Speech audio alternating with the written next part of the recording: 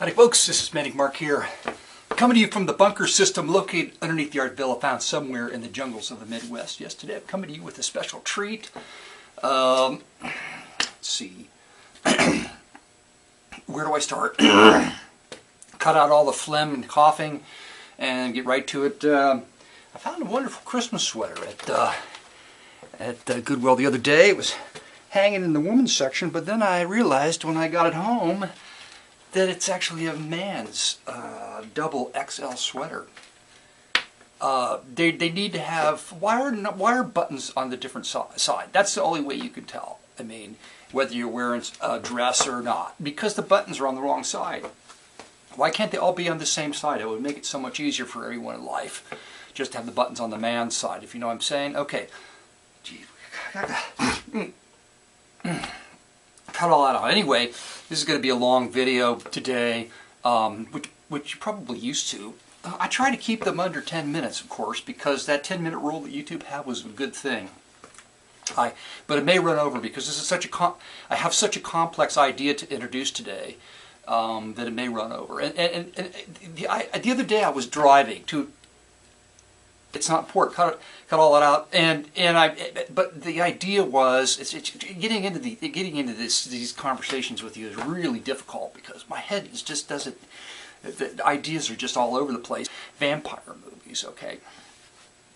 And I just noticed that, you know, I got a DVD yesterday, and there were a couple of commercials in the DVD for movies coming up, and there are more vampire ideas. I'm thinking the hardest thing in the world for any creative person to do is to come up with a new vampire movie idea. And I thought, well, if Manic Mark would get, $80 million, if somebody would give him $80 million, what kind of movie would he make? And so I came up with this idea, which I think is an excellent idea.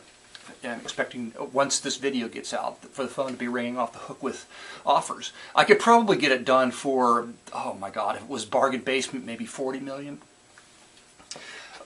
You have to cut back on the special effects, but there's too many special effects. I've always said this about early, like 1960s British horror movies and science fiction movies, is they did everything with story. They had a great story that didn't rely on special effects.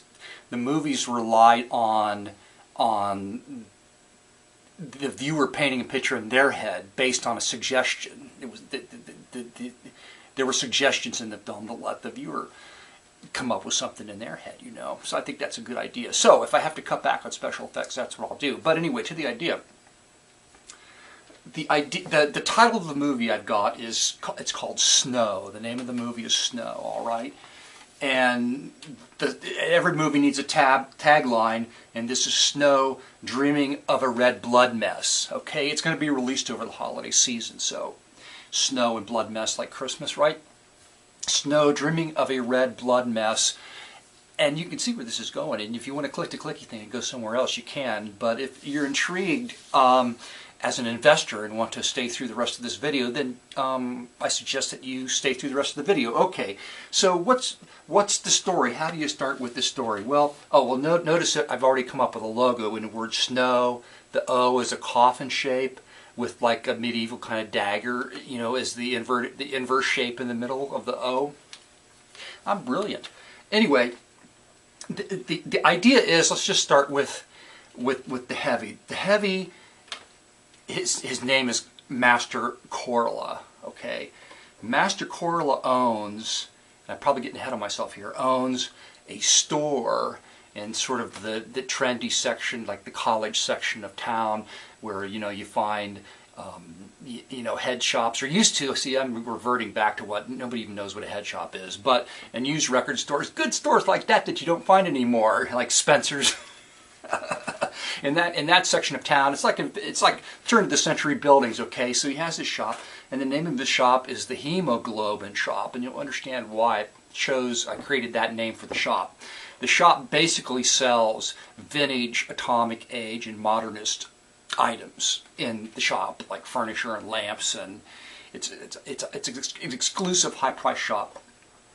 But also in the shop, Master Corla crafts snow globes. There's a whole giant wall of these ornate and curious snow globes on the wall. in the back of this shot, right? So there's the like the setup, and anybody who knows what I'm talking about knows where I got my character reference from for this character. He plays this vintage organ, and he loves lounge tunes, like exotic style lounge tunes from the late 50s and early 60s. And he wears a turban, okay, like a gold turban, and a black suit with like a gold, like all flames and stuff sewn in it, you know, like curlicue shapes and all that. So he's and he has this mysterious way about him. He's hypnotic, kind of like Charles Manson was, and Hitler is hypnotic. Like I said, he's the heavy, right? You know, but not only is he just has this personality of a hypnotic way of just drawing people in. He also is a hypnotist. So on top of it, so he hypnotizes people. So he hypnotizes. See, now I'm going to get right to what's going on here. In his basement, he keeps slaves, okay? And the slaves are these goth college kids that he draws in to a shop because the shop's full of this unusual stuff. And maybe one wall of the shop, he sells like these medieval knives and all this, you know, weird, stupid goth crap that you see in knife catalogs. Okay, so he's selling the snow globes, the atomic age stuff, and the gothic knives and instruments of death. I like that combination. Okay, so he draws these teenagers in because he has unusual things. Okay, well then he hypnotizes the teenagers and he turns them into slaves. Okay, so he's got 3 types of slaves he keeps in his basement, and the slaves I would be most interested in are the naked, or depending on what kind of rating I get, the semi-nude female slaves that he uses to sit on when he plays the organ, okay? And all the slaves wear, they're not turbans, but they're like Italian 60s science fiction movie, those little pork pie hats or little beanie hats that they all seem to wear in those movies with the K for Corla on the front of it. All right, he's got a number of those female hot buxom slaves, and then he's got gay muscle men who are also a few of his slaves. And the gay muscle men, if you remember, like they wear like clothing like in the Hercules movies. They're patterned after the Italian Hercules type character. In fact, it would be great if the actors would just speak Italian, frankly.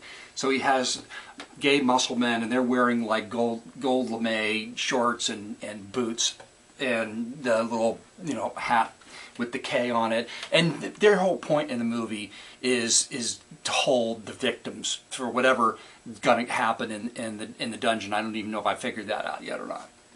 But they're there, and then the people that the goth college, because he's converted into teenage undead vampires, they're all very thin and pasty looking. He does not take very good care of them at all because they view him as the vampire master. You understand what I'm saying? He's got them convinced through hypnosis and the power of his overwhelming power of his personality that they're the undead. So they're just not going to eat too much because they think they're like vampire slaves, wannabe vampires. So they all wear long black, you know, robes. And they carry the little medieval, each one has a little medieval knife, and he sends them out to do his bidding, which is not nice, okay? And what kind of bidding? I better turn this off and turn this back on. This is working out pretty good.